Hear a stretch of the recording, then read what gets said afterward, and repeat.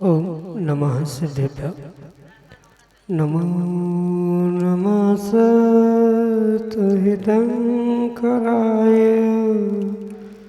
वीराय भव्याम्बुजभास्कराय अनंतलोकाय सुरार्चिताय देवादिदेवाय नमो जिनाय देवादिदेवाय नमो जिनाय। पंच परमेष्टि भगवान की परम पूज्य आचार्य भगवंत गुरुवर विशुद्ध सागर जी मुनि महाराज के परम पूज्य मुनि श्री सुप्रभ सागर जी महाराज की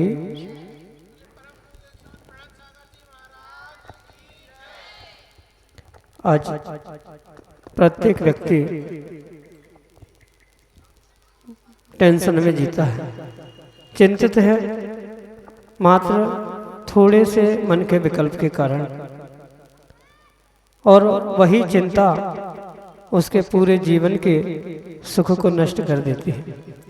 लेकिन व्यक्ति थोड़ा सा अपने मन के विकल्प को समीचीनता प्रदान करे और उसका सम्यक रूप से समाधान किसी निर्ग्रंथ गुरु से प्राप्त हो जाए तो वही चिंता हमारी चिंतन में परिवर्तित हो सकती है और हमारा सम्यक रूप से प्राप्त समाधान चिंतन को आत्मकल्याण का मार्ग प्रदान कर सकता है। और परम पूज्य मुनिश्री ने हम सबको अपने आत्मकल्याण की वह अनूठी विधा प्रदान की है, जिसके माध्यम से हम सभी प्रतिदिन अपने मन के विकल्पों का सम्यक समाधान प्राप्त करते हैं। प्रारंभ करते हैं आज का सम्यक समाधान। और आज के पहले विकल्प के लिए छिंदवाड़ा मध्य प्रदेश से अंकिता जैन महाराज श्री के चरणों में नमोस्तु करते हुए कह रहे हैं कि हमें देव शास्त्र गुरु का तो बहुमान आता है, परंतु अपनी सत्ता का बहुमान नहीं आता कि मैं स्वयं भगवान आत्मा हूँ। तो हम आत्मा के बहुमान को कैसे समझें? हमारे समीचीन विकल्प का सम्यक समाधान करने की अनुकंपा करें। नमोस्तु महाराज जी, नमोस्तु। ओम नमः सिद्धेभ्य। पंच परमेश्वरी भगवान के आचार्य भगवान गुरुवर विशुद्ध सागर जी महाराज की, परम पूज्य मुनिश्री सुप्रभ सागर जी महाराज की। जो दृश्य वस्तु है देखी जा सकती है, ऐसे उन दृश्य या देखने वाले आने में जो पदार्थ होते हैं, तत्व होते हैं, उन्हें समझना, उनके प्रति बहुमान होना, ये तो बहुत ही सामान्य सी बात है। पर इन बहिरंग दृश्यमान वस्तुओं से भी जो श्रेष्ठतम एक आत्म तत्व हुआ करता है, उसे समझना, उसका बहुमान करना, ये एक विशेष तपस्या खोज की ही सिद्धि हुआ करती है। कोई सामान्य रूप से अपने इस अदृश्य आत्मा को, आत्मा की शक्ति को सहजता से पहचान ले, उसका बहुमान कर ले, ये संभव नहीं हुआ करता। कहीं ना कहीं उसके पीछे ध्यान की, चिंतन की बहुत सारी साधना जीव को करने की आवश्यकता है। बिना साधना के भगवान, गुरु और प्रभु नहीं मिल सकते।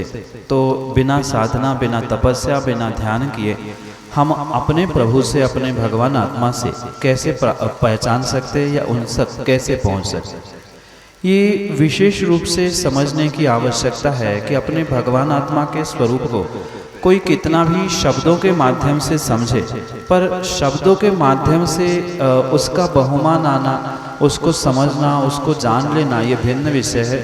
पर साक्षात उसकी अनुभूति करते हुए उसे पहचान लेना कि आत्मा कैसी होती है, ये एक योगी का ही, मुनि का ही विषय हुआ करता है।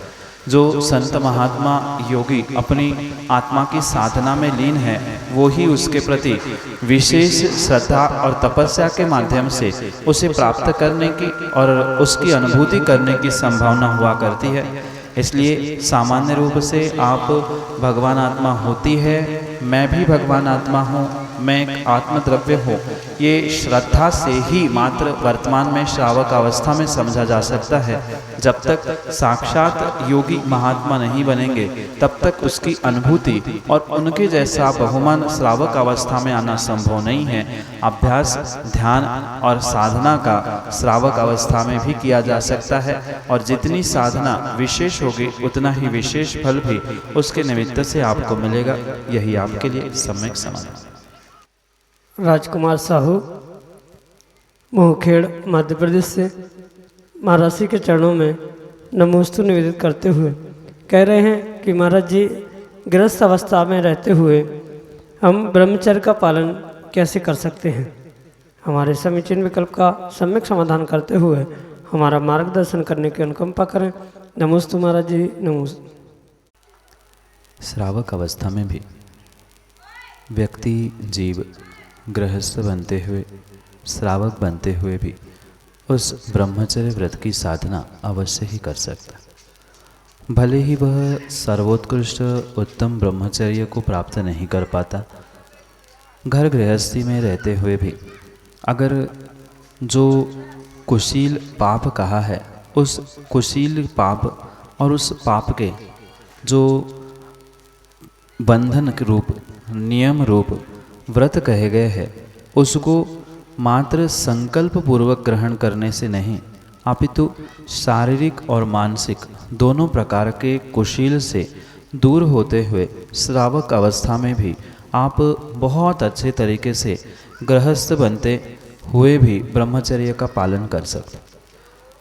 आगम में भगवंतों ने और आचार्यों ने, गुरुओं ने ये स्पष्ट समझाया है कि ब्रह्मचर्य का पालन अनेक प्रकार से किया जा सकता है। उत्कृष्ट उत्तम ब्रह्मचर्य तो 9 कोटि से कुशील का त्याग यानी मन, वचन, काय, कृतकारित अनुमोदना से कुशील पाप का, अब्रह्म का सेवन नहीं करना, ये सर्वोत्कृष्ट ब्रह्मचर्य कहा है, जो कि संत महात्मा, मुनि महाराज, योगी आदि इसे धारण करते हैं, महाव्रती इसे धारण करते हैं।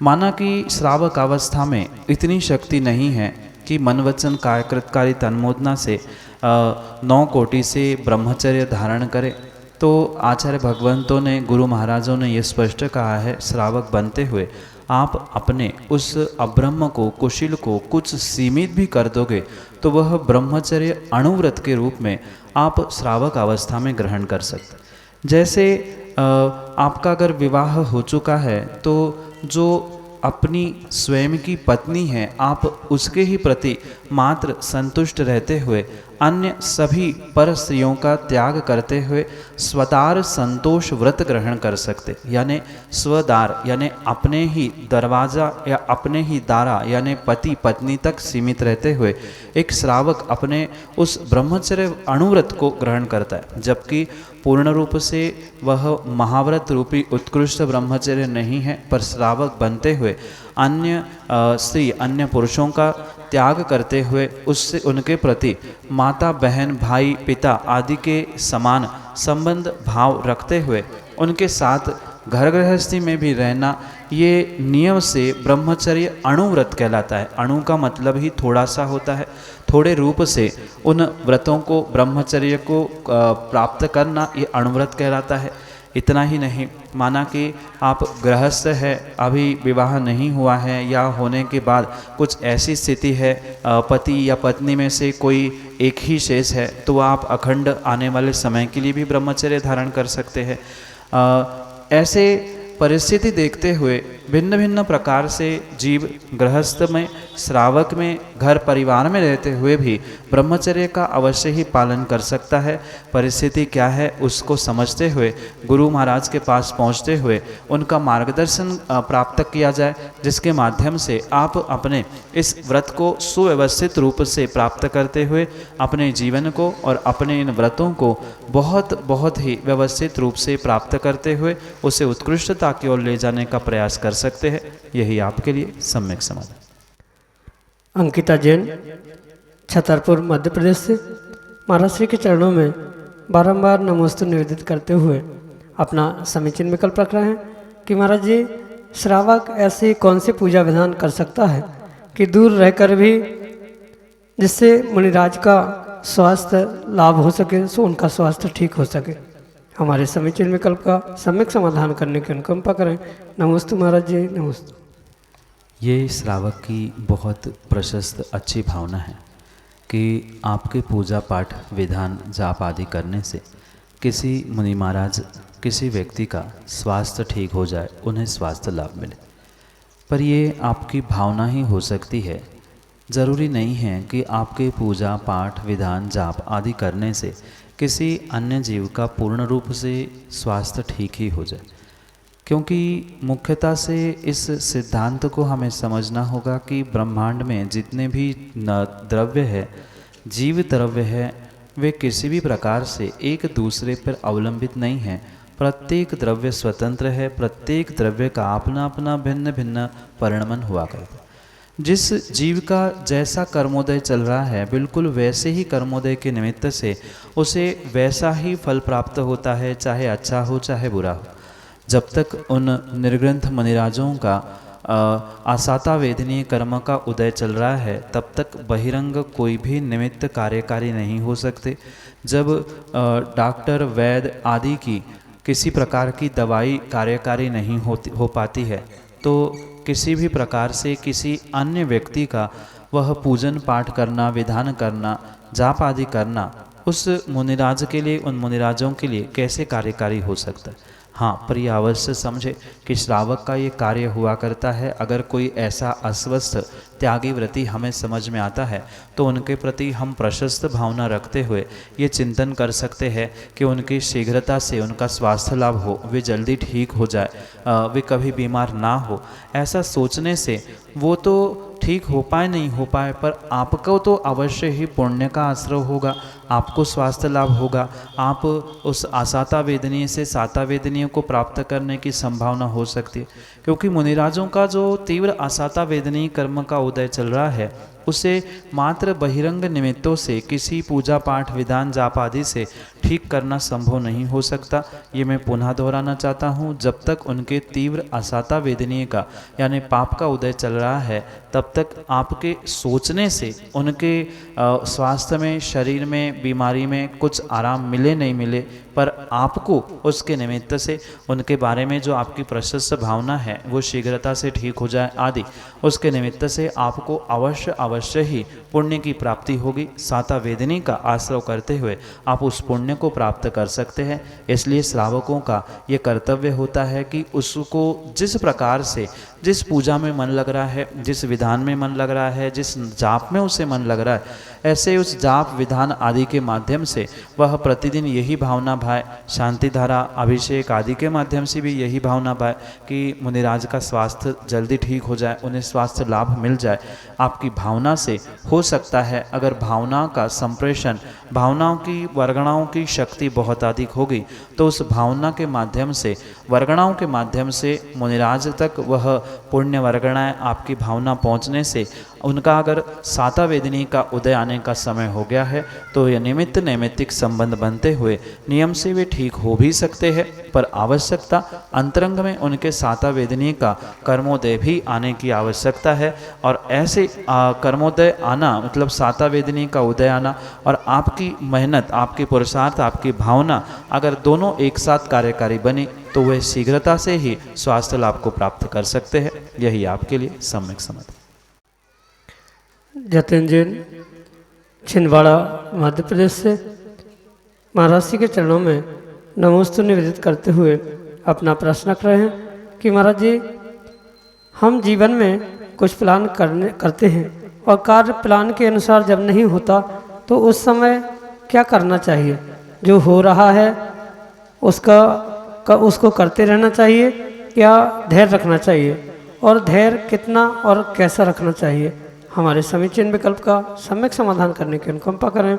नमोस्तु महाराज जी, नमोस्तु। जीवन में कार्य की सफलता के लिए प्रत्येक व्यक्ति को कुछ प्लान, कुछ प्रोग्राम या कुछ नियोजन करना ये परम आवश्यक हुआ करता। जब तक उसके पास समय का, कार्य का नियोजन, प्लानिंग नहीं है, तब तक किसी भी प्रकार से वह जीवन में भी सफल नहीं हो सकता।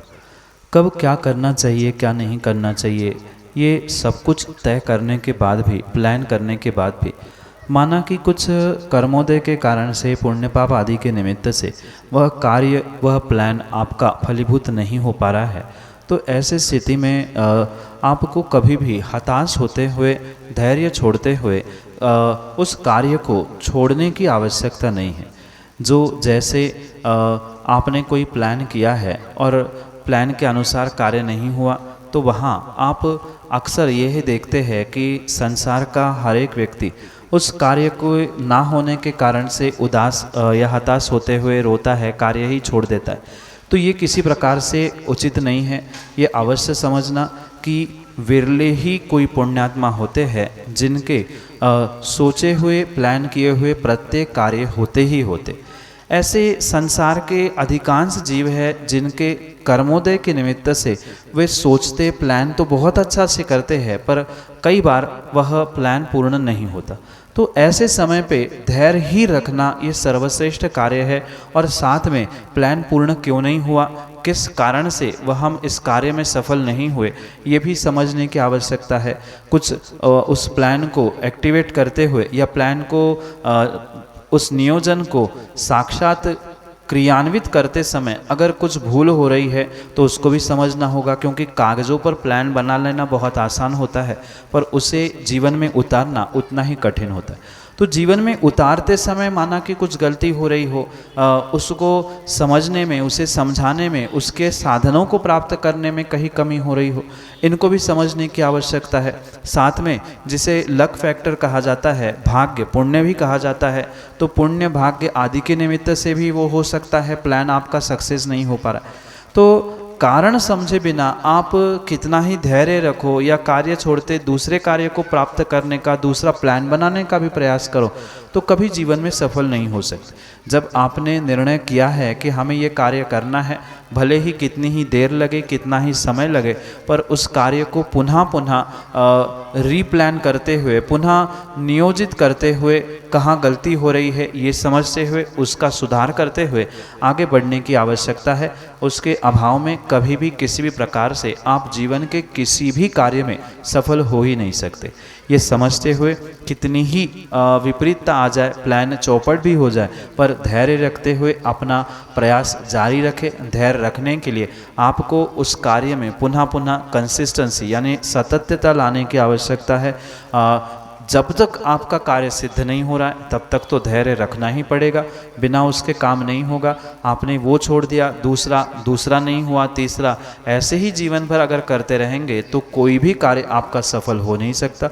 इसलिए दृढ़ता के साथ, धैर्य के साथ उस कार्य की सफलता का प्रयास करें। कुछ अंशों में पुण्य को बढ़ाएं, कुछ अंशों में गलती को सुधारने का प्रयास करें। इन सभी साधनों से आप धैर्य के साथ कार्य की सिद्धि को प्राप्त कर सकते हैं, आपके प्लान को नियोजित करते हुए सफलता प्राप्त कर सकते हैं। यही आपके लिए सम्यक समाधान। श्रीमती अनीता मोदी, विदिशा, मध्य प्रदेश से अगले समीचीन विकल्प के लिए हमारे सामने। गुरुदेव के पावन चरणों में कोटिशः नमोस्तु नमोस्तु नमोस्तु गुरुवर। अपने पुण्य और पुरुषार्थ के साथ जो सानिध्य आपका प्राप्त हुआ उसके लिए कोटिशः नमोस्तु नमोस्तु नमोस्तु। गुरुदेव, पुनः दर्शन की भावना है, फलीभूत हो इसी भावना के साथ नमोस्तु। गुरुवर, जैसा कल मैंने प्रश्न पूछा था कि मैं स्कूल में प्राचार्य के पद पर कार्यरत हूँ, तो हम अपने अनुसार तो बच्चों को अच्छे संस्कार देने की कोशिश करते हैं, लेकिन हम आपका मार्गदर्शन और निर्देशन चाहते हैं कि हम किस तरह से बच्चों को संस्कार दें कि वो अच्छे बन सकें, अच्छी पढ़ाई कर सकें, अपने माँ बाप का नाम रोशन कर सकें, अपने राष्ट्र के लिए कुछ कर सकें। गुरुवर नमोस्तु नमोस्तु नमोस्तु। एक टीचर, एक प्राचार्य के नाते स्कूल के विद्यार्थियों को संस्कारित करना ये आपका वास्तव में कर्तव्य है। वर्तमान में भले ही ये देखने में नहीं आ रहा है, कई स्थानों में मात्र पैसों को जोड़ना, अर्थ प्रयोजन से ही स्कूल आदि कार्य करते हुए लोग देखने में आते, पर वास्तविकता ये थी कि जो भी स्कूल कॉलेज आदि ये विद्या के क्षेत्र थे, ये मात्र और मात्र कुछ परोपकार की भूमिका से ही करने की आवश्यकता हुआ करती। जब तक उसमें परोपकार की भावना, परोपकार की भूमिका नहीं है, तब तक आपका ये मात्र बहिरंग कार्य करना किसी भी प्रकार से आपके लिए कार्यकारी हो ही नहीं सकता। धन कमाना तो अन्य भी साधनों से संभव हो सकता है, पर धन कमाना ये स्कूल में टीचिंग या स्कूल में बच्चों को सिखाने वालों के लिए आवश्यक नहीं है। वहाँ उन बच्चों को, उन आने वाली पीढ़ी को, आने वाली समाज मानते हुए संस्कारित करना, बहुत अच्छे संस्कारों से उनको अपने जीवन को किस प्रकार से जीना है ये भी सिखाना आवश्यक। क्योंकि लौकिक पढ़ाई जो पुस्तकों में लिखी है, कागज़ों पे लिखी है, वो तो हर कोई भी पढ़ाता है, सिखाता है, पर उससे हटकर उनको जीवन जीने की भी कला सिखाने की आवश्यकता है। जैसे नैतिक ज्ञान उन्हें देना चाहिए कि आपकी व्यक्तिगत जिम्मेदारी समाज के प्रति क्या है, आपकी व्यक्तिगत जिम्मेदारी घर परिवार के प्रति क्या है, आपकी व्यक्तिगत जिम्मेदारी पूरे देश, राष्ट्र, स्कूल आदि के प्रति क्या है। उनको जब तक ये नैतिक जिम्मेदारी स्वयं की पता नहीं होगी, तब तक मात्र कागज़ों की पढ़ाई लिखाई और कागज़ों की डिग्री के अलावा किसी भी प्रकार से आने वाली पीढ़ी ज्ञान को प्राप्त नहीं कर सकती। वास्तव में अगर आप आने वाली पीढ़ी को ज्ञानी बनाना चाहते हैं, सत्पुरुष बनाना चाहते हैं, अच्छा इंसान बनाना चाहते हैं, तो बचपन से ही उन्हें बहुत अच्छे प्रकार से संस्कार देने की आवश्यकता है। ज़रूरी नहीं है संस्कार एक ही प्रकार से दिए जाए। अनेक प्रकार की कक्षाओं को आप अपने स्कूल के टाइम टेबल में मैनेज कर सकते हैं। जैसे पाठ्यक्रम के विषयों के अलावा भी उनके लिए कुछ ऐसा समय उनके फिजिकल के लिए या अन्य भी उनको धर्म से या भारतीय संस्कृति से जोड़ने के लिए कुछ कार्य किए जा सकते। समय समय पे अपने धार्मिक अनुष्ठानों के माध्यम से उनको मनोरंजन आदि के माध्यम से भी उनको संस्कारित किया जा सकता है। क्यों हम भारतीय, क्यों हम धर्म को मानने वाले हैं आदि को समझते हुए ये सब कुछ उन्हें संस्कारों के माध्यम से दिखाया जा सकता है, दिया जा सकता है। क्योंकि शब्दों में समझाना भिन्न होता है, शब्दों में समझना भी बहुत आसान हो सकता है, पर मैं कहता हूँ कि उन पीढ़ियों को, उन बच्चों को आप कुछ अच्छा करके दिखाएं। उनके नज़रों के सामने कुछ ऐसे दृष्टांत, ऐसे व्यक्तियों को बुलाकर ये बताया जाए कि हमने बचपन से ये संस्कार प्राप्त किए, इतनी पढ़ाई की, तो हम आज जीवन में कितने अच्छे स्थान पर है आदि बातों को उनको भिन्न भिन्न कार्यों से, भिन्न प्रयोजनों से, आयोजनों से दिखाने का प्रयास किया जाए, तो हो सकता है वह अनेक प्रकार से संस्कारित होते हुए एक उत्कृष्ट समाज बनने की जिम्मेदारी ले सकते हैं। इसलिए समय समय पर उनको उनकी जिम्मेदारी का बोध कराते जाना और स्कूल, कॉलेज आदि के निमित्त से जो पाठ्यक्रम है वो तो पढ़ेंगे ही पढ़ेंगे, उसके अलावा उनको अनेक धर्म के भी संस्कारों के, जीवन जीने के और एक अच्छे इंसान बनने के संस्कार देने की आवश्यकता है। यही आपके लिए सम्यक समाधान। श्रीमती सुमन मोदी, विदिशा मध्य प्रदेश से अगले समीचीन में कल्प करें। हे गुरुवर नमोस्तु नमोस्तु नमोस्तु। हे गुरुवर, मेरा प्रश्न है कि जीवन में संयम का क्या महत्व है? नमोस्तु नमोस्तु नमोस्तु। जैसे किसी गाड़ी में ब्रेक का काम होता है, ऐसे ही जीवन में संयम का कार्य हुआ करता है। जैसे ब्रेक रहित गाड़ी कभी भी नियंत्रण में नहीं रहती, चाहे उतार हो चाहे चढ़ाव हो, ऐसे ही जिस जीवन में, जिनके जीवन में किसी भी प्रकार का संयम नहीं है, वह बिल्कुल ब्रेक रहित गाड़ी संयम रहित जीवन के समान ही हुआ करती। यह संयम रहित जीवन उस ब्रेक रहित गाड़ी के समान ही होता है।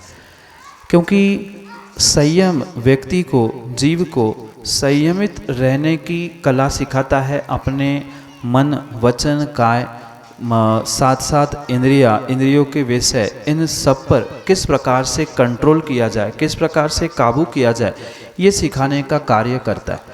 भले ही पूर्ण रूप से संयम प्राप्त नहीं कर पाए, क्योंकि संयम की अनेक प्रकार से परिभाषा आगम में की है। 12 प्रकार के संयम कहे हैं, 12 प्रकार के व्रत कहे हैं, चारित्र भी संयम के अंतर्गत आता है। तो किस प्रकार से हम संयमित हो पा रहे हैं, ये व्यक्ति का स्वयं का क्षयोक्षम हो सकता है। अपने शक्ति के अनुसार वह जितना जितना संयम नियम ले सकता है, उतना ही उसके लिए विशेष व फलदायी हुआ करता है। ज़रूरी नहीं है कि बहुत बड़ा नियम, बहुत बड़ा संयम जीवन भर लेने से ही वह जीवन संयमित हो या आपको उसका विशेष फल मिले। जितना जैसा समय आपको अनुकूल लग रहा है, 2 घंटे के लिए नियम लेना, 1 दिन के लिए नियम लेना, 1 महीने के लिए नियम लेना, क्रम से अभ्यास करते हुए आप अपने उस संयम को बढ़ाते हुए जीवन को संयमित कर सकते। क्योंकि वास्तव में अगर जीवन का आनंद और जीवन का सुख चाहते हैं तो जीवों को संयमित होना परम आवश्यक ही है। क्रम से छोटे नियम बढ़ाते हुए उनको बड़ा कर लेना, उनसे ही उन अनुव्रतों को प्राप्त करना, अनुव्रतों के बाद महाव्रतों को ग्रहण करने की भावना रखना। इस प्रकार से संयम की सीढ़ी क्रम से क्रम आप चढ़ते जाएंगे तो नियम से आपको उस संयम का भी आनंद आएगा। जैसे गाड़ी चलाने वाले को गाड़ी कंट्रोल करने के लिए ब्रेक की आवश्यकता होती है, ऐसे ही बेलगाम वर्तमान की ज़िंदगी में संयम एक ब्रेक के समान आपको आपकी भावनाओं को, आपके पापों को, आपके विषयों को कंट्रोल करने के लिए, काबू करने के लिए, नियंत्रण करने के लिए कार्यकारी उपाय हो सकता है। इसलिए जैसे गाड़ी में उस ब्रेक की आवश्यकता है, ऐसे वर्तमान के इंसानों के जीवन में भी संयम की आवश्यकता हुआ करती है। यही आपके लिए सम्यक समाधान।